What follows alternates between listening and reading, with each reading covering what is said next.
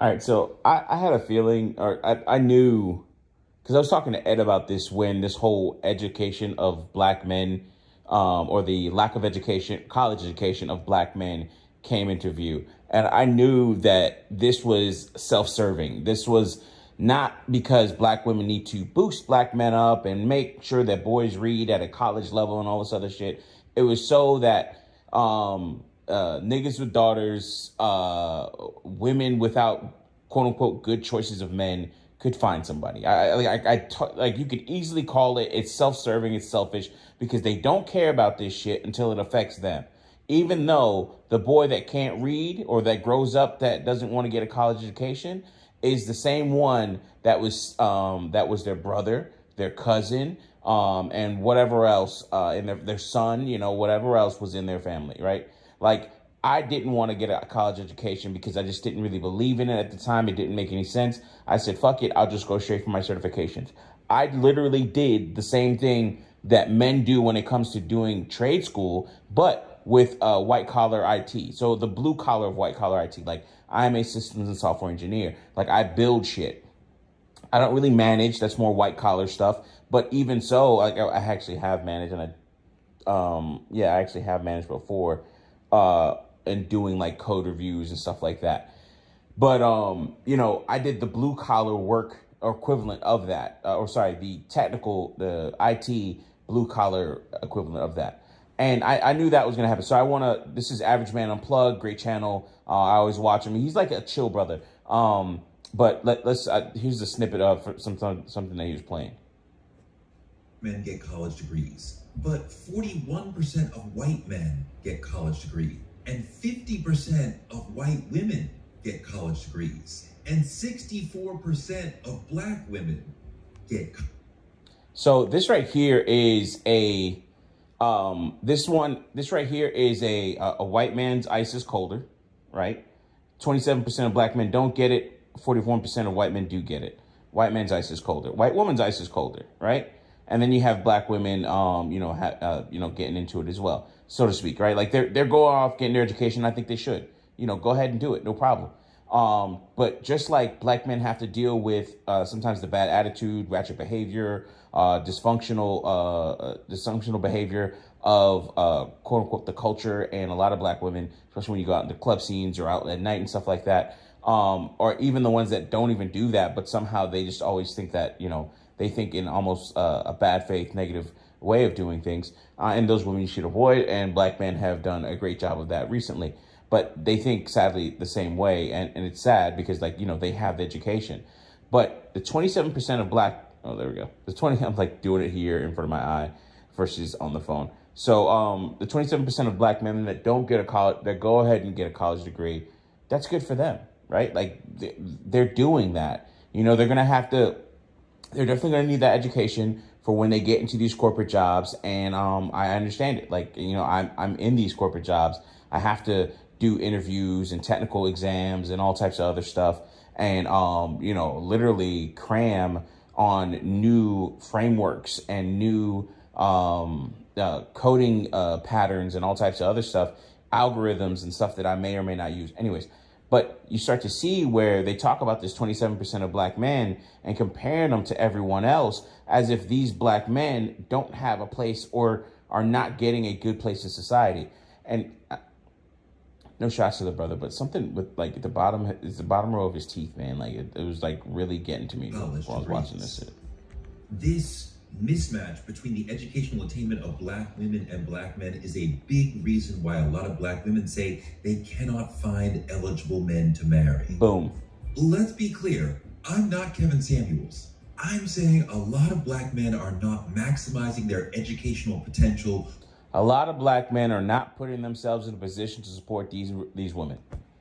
That's all I hear. Like, this shit is what I knew what would happen with this conversation. This is what's so annoying about this conversation. This is what's so disingenuous, disloyal, dishonest, opaque, not being straightforward with it. Quite simply put, and I haven't finished watching this video, so Average Man Unplugged probably said this already, but quite simply put, you want us to be better men for other women or for black women. Like, and it's like, you know what? I don't think that's a bad idea. Do not get me wrong.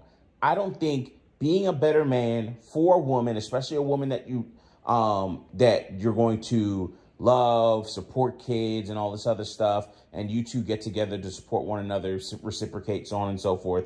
You understand? I just said, hey, I chose my words wisely there.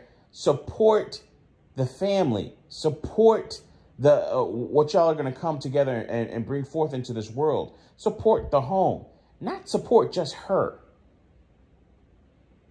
This is a self-serving angle to the same conversation that we've been having for the longest time, where black women just think they don't have men that could be good slaves. We need better educated, more educated slaves and all this other stuff. And it's just like, bro, you not being Kevin Samuels makes you look worse, to be very honest, sir. You know, like, you're not doing this for the betterment of black men. You're doing this for the betterment of black men so they can serve women. Like, that's totally different. That's totally different. You know, I've talked about female predatory behavior. I've talked about female-based masculinity in the past. This is a form of female-based masculinity right here. Men saying, hey, you need to be a better man so that these women can get with better men. How about you need to be a better man so you can enact your vision and the things that you want and see that through. That's why you need to be a better man, not for someone else, not in service to someone else, unless it's your kids, you know, like not in the service of some other woman or anything else like that. When is this person, this marriage, this covenant, this grouping, this combination, this coupling, when is it going to serve the man? Like, and full stop, boom, full stop, serve the man. Not serve the man so it could, not the man should provide so it could, not, you know, all this other stuff like, hey, listen, you need to come to the table. You need to build the table. You need to build the hut. You need to build all the home, all this other stuff. Not any of that. Just boom, serve the man. That's it. I don't want to hear nothing else. Because by serving the man, by serving me, that inherently serves you. This goes back to Ice Cube effect, where Ice Cube was on the not The View, but was on the Fox Soul, talking to Vivica and them, and saying, hey, listen, you know, yeah, this is for black people. And then the women said, well, we want something for black women. Well, aren't y'all black people too? Boom, that's it. Everybody has to be, it has to be granular. Everyone has to, let me make sure. I'm not really, damn, I'm not subscribed to the brother. I'm talking about him, but I'm not even subscribed. We corrected that. But what is the point of having, what is the point of always just serving the woman? Like, it's just, oh, well, by serving the woman, you can it automatically serves the kids. How about I just serve the kids directly? How about I serve the woman directly? How about I serve my community directly? You know, I do all of these things. I don't have to work through her to get to somewhere else. I can just directly talk and work with these different groups, these different interactions, whatever, with my family. I don't need to serve this woman directly. Or sorry, I don't need to serve all these different things indirectly by serving this woman. Like, if we think about it, we could look at it from a hub-spoke topology if we want to get into networking. You know, you have the hub, which is the man. Then you have the spokes, all the things that he's connected to. And in general, with this hub-spoke topology, everything centers around the man. And everything actually hinges and puts pressure on the man and keeps, quote unquote, the man together, so to speak. Because now, like, hey, listen, that's the man in the core right there. All the pressure from the tire and everything, if you look at a bike wheel, all of that goes to the center.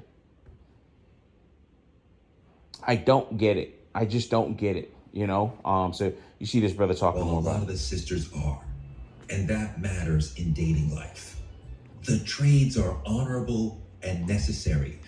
Always doing this. The trades are honorable and necessary. So why are we talking down? Why do we have a condescending view of the trades as if being some type of intellectual, some type of philosopher, some type of professor of sorts is like of the utmost importance? The reason is status. It looks better saying, and this goes back to Ebony K. Williams, oh, I won't date the bus driver, but I'll date the owner of a bus company. Oh, I won't date a plumber, but if he owns the plumbing company, you know, so on and so forth. Those say, if we go back to the 50% of white women getting these college degrees, a lot of them will get these college degrees, or sorry, these women will get these college degrees so that they can support their family and their children, support their family with that education. They're not just getting this education so that they can just do whatever they want and be independent by themselves. They're doing it for a greater good or a greater cause, something greater than themselves, usually. And it's not to say that, you know, black women don't do this, but we see what the stereotype is of the college-educated, independent black woman. That is more often than not. So when you see something like, you know, a black woman saying, hey, listen, you know, I'm doing this, or no, you see a white woman, like when they get these college degrees, you'll see them working in the front office. You see them being a part of the business. You see them running the books or what have you, doing bookkeeping. They don't have to be there all the dang time. They're running around doing one or two things, so on and so forth. I've seen it in a lot of, like, in companies where the wife has been there for a number of years and now she can take a back seat and now they have somebody else. Now the business is running and it can be profitable. Now the wife can just stay at home with the kids and so on and so forth, does one or two things, train the next person, and that's it. But we see where that 50%, and a lot of this is cultural too, like culturally speaking, black men are pushed towards the trades, using their hands and so on and so forth. And some trades are mechanical in nature, aerospace in nature, right? Being an aerospace mechanic, what's it called? Jet engine technician, mechanic, so on and so forth.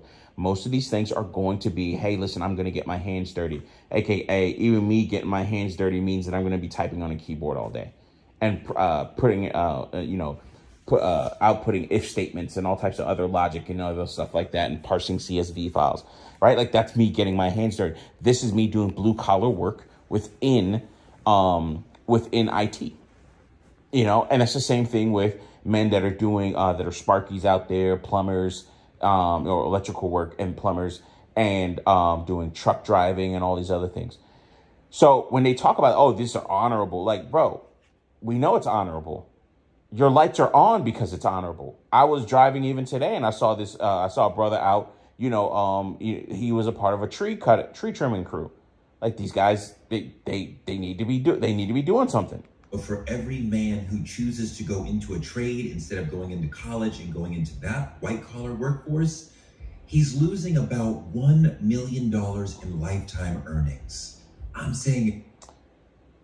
I like that number. I think that is like, whoa, okay, wow, that's pretty interesting right there.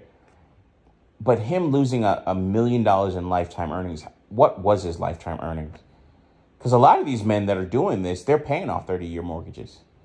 They're paying for their kids to go to school or supplementing their kids going to school, especially if their kids got a scholarship, or they're paying for their kids to go to school because they're going to a local college and they're paying that out of pocket themselves or helping their kids. They're actually getting cars, vehicles, and all types of other stuff. I mean, my UPS guy, he sent his daughter, he got his daughter a vehicle. That's my UPS guy. The USPS guy, cool dude, Adam, tall white dude. You know, he's cool. And, you know, he's got a little old school, you know, he's got a couple things that, you know, little toys and stuff like that, that he talks about. I need to actually hit him up and, you know, go out for a beer or something like that. You know, even the UPS guy is a black guy, Stacy. He's really cool. We talk quite a bit. He's come over once or twice.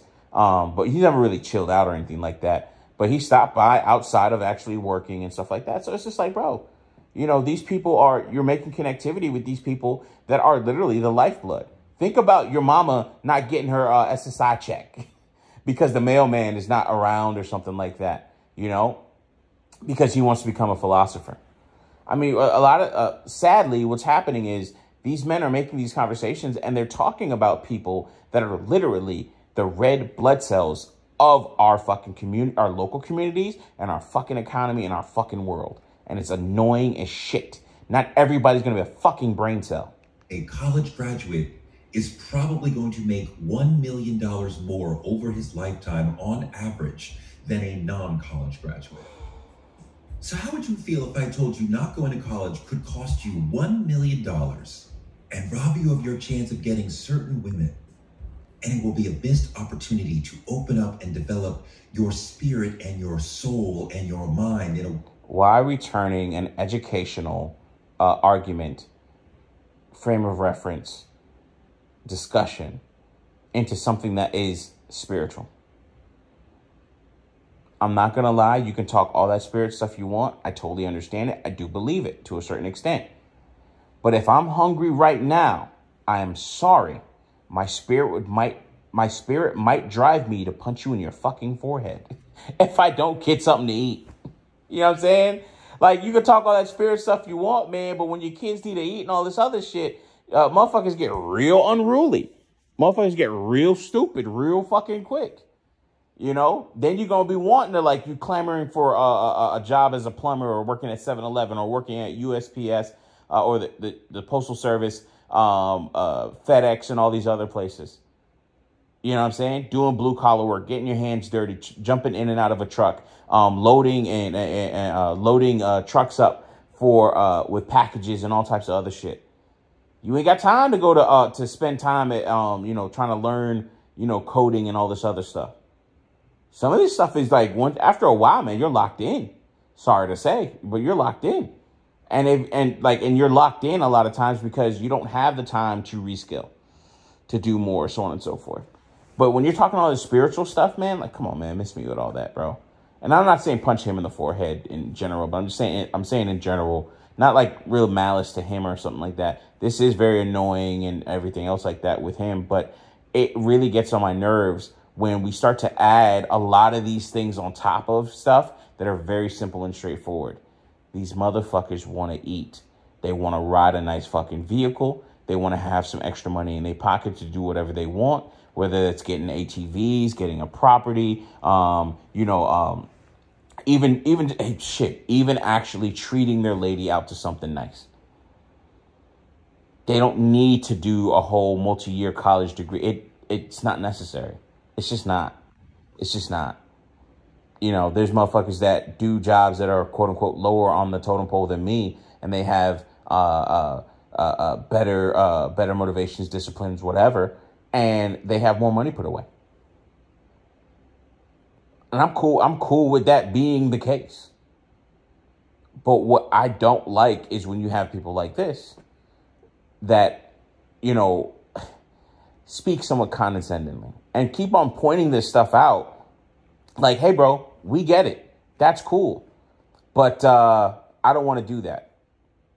Just like this chick that got punched in the forehead. She was being passive aggressive to this chick in New York and doing these street interviews. And then you want to act like, oh my God, she just punched me. We're just having a conversation. And, she was being uncivilized. Listen, if you could hear this person, you could sense it when you hear this type of conversation, or these type of wordings. Also, a person being fast with you, cutting you off, and everything else like that. People that are passive aggressive give off an energy. They do certain things. They can't really hide it as well as they think they can. That woman that got punched, her name was Savannah Antaro or something like that. Savannah something Antaro. Essentially, you can search for Savannah Savannah punch, and you'll find it on TikTok. The problem is, a lot of these people that are educated will talk down to people that are quote unquote uneducated, that are working in a trade, that don't know as much as them, and then expect those same people to just fall in line, or they think that these people should just fall in line. Now, I'm not condoning this person getting punched in the head, but I do understand it. I do understand it, because this guy's doing the same thing. What if I said, fuck all of that, I want to go to work, get dirty, do whatever I got to do, come home, and sit down. I don't want to be a philosopher. I don't want to talk at a high level. I don't want to do none of that shit. I want when Friday comes, I could watch anime. I could go out to the bar. I could watch a movie. I could be with a chick, without a chick. I could do all these fucking things as long as I have extra money in my pocket. And you see how this shit works out when you see what happened in the recent election with Trump. That's all a lot of these people that voted for him wanted to fucking do. And then you're seeing people like this talk about this shit. They don't give a fuck. Those 27% of black men the other black men that didn't go to college, that weren't a part of that 27% that enrolled in college, just want to make their money, chill out, and move on from there. You could say they should be better. They should strive for more, so on and so forth. It don't mean anything. When they want what they want, that's all there is to it. Anyways, this video's gone on long enough. I got to finish watching this video. I actually got to turn on my damn fan because it's feeling hot right now. I can't do that because I'm not going to get up and I have to control it from my phone. Actually, I can control it from my watch. But anyways, you get the point. Thank you guys so much for listening. Appreciate you always. Peace.